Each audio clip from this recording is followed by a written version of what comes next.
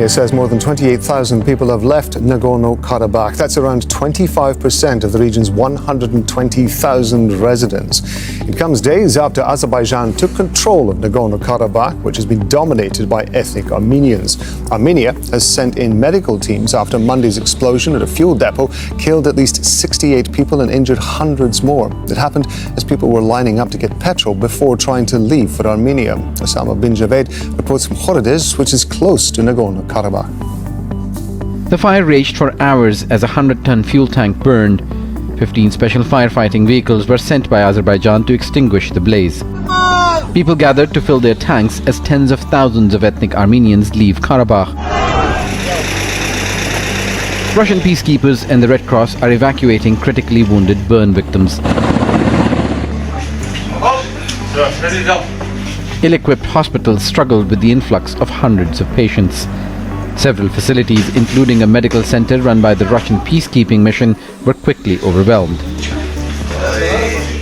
Aid has started to arrive and medics are calling for urgent supplies. It's urgent that all these patients, hundreds of patients, get as much medical care as they can, but it's also urgent that these patients are moved to medical facilities that are able to better care for them. Representatives of the Azerbaijani government say they're in contact with representatives of the Armenian residents of Karabakh. The Red Cross is being given access to treat the wounded. Medical workers and supplies are being flown in from Armenia, and some patients in critical condition are being taken back. The Azerbaijani government says it's opened its airspace, sent in medical help and put hospitals around the Karabakh region on high alert. But after years of mistrust and fighting, ethnic Armenians aren't even ready to bring in their critically wounded patients for treatment into Azerbaijan. Osama bin Javed, Al Jazeera, Khoredez, Karabakh region. Now, in a moment, we're going to hear from Bernard Smith in the Armenian border village of Konitsor. But first, we're going to go to Osama bin Javed, who's now in the city of Shusha in Nagorno-Karabakh region. Just bring us up to date with the situation with regard to the medical help and the people leaving and so on. Well, so far we've heard from various authorities, both from the Armenian side as well as the Azerbaijani side, on the situation, which is still desperate for hundreds of people.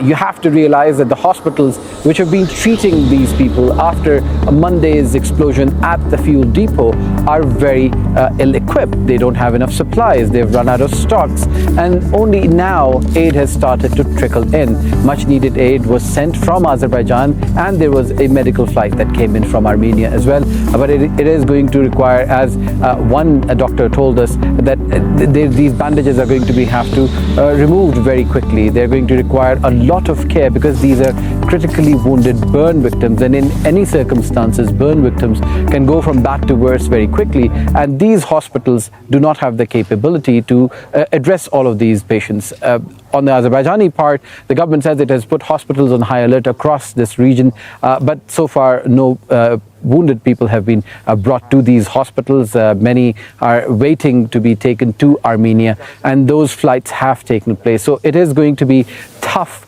for these victims and their families to go through this ordeal, as it appears to be a tragedy on top of another tragedy, where they were leaving their homes, queuing up for cars, and the fuel depot exploded.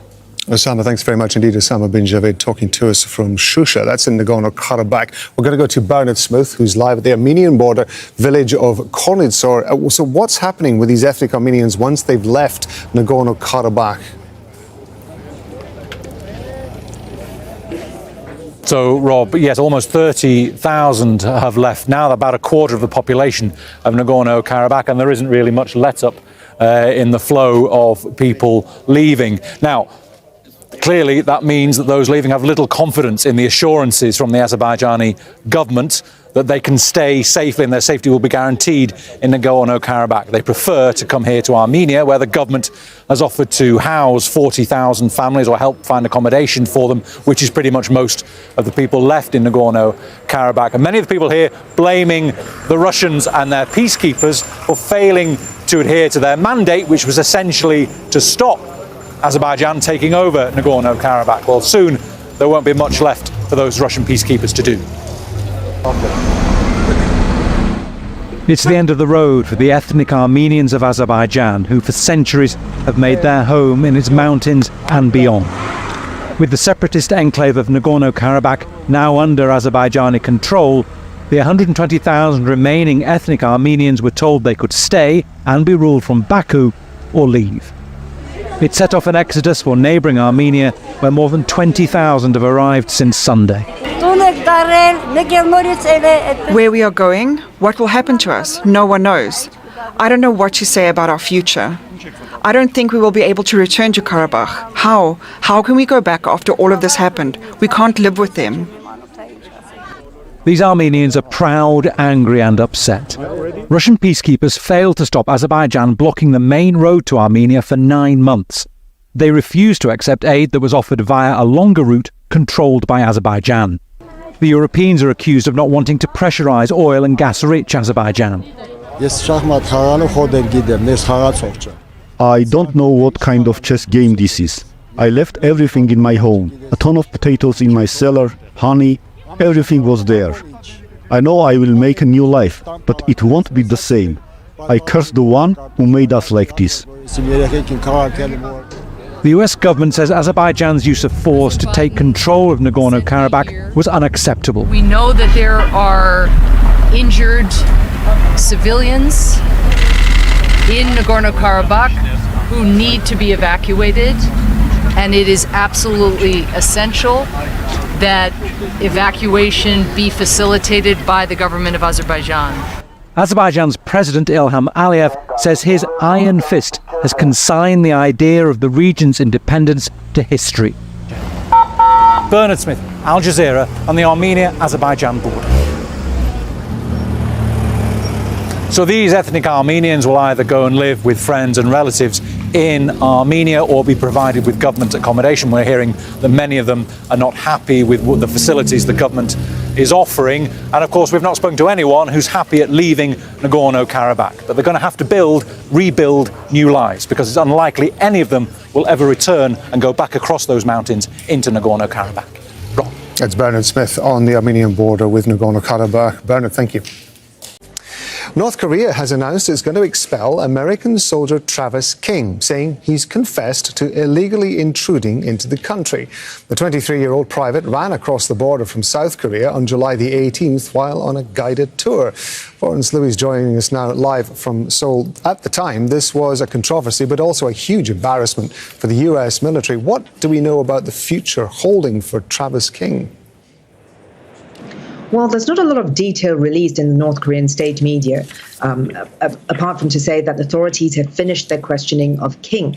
And according to North Korean state media, King, during an investigation, had confessed that he had willingly crossed into North Korea because he was disillusioned by unequal treatment in U.S. society, and he had experienced racism in the U.S. Army.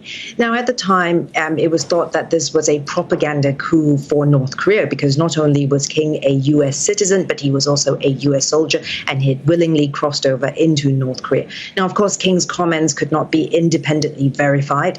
We've also asked the UN command in South Korea, which oversees the armistice on the Korean Peninsula, and they've said they have no comment with regards to the report by North Korean state media. Now, we know back in August that the Pentagon said that their priority is to bring King home, and that they're working through all available channels to achieve that outcome. But we have no other detail on why North Korea is choosing to expel King now, and they've held him for a relatively short time, only 71 days.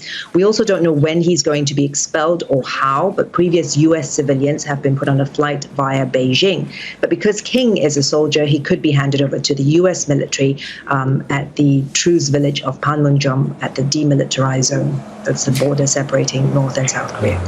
Florence, thank you very much indeed. That's Florence Louis bringing us up to date from Seoul.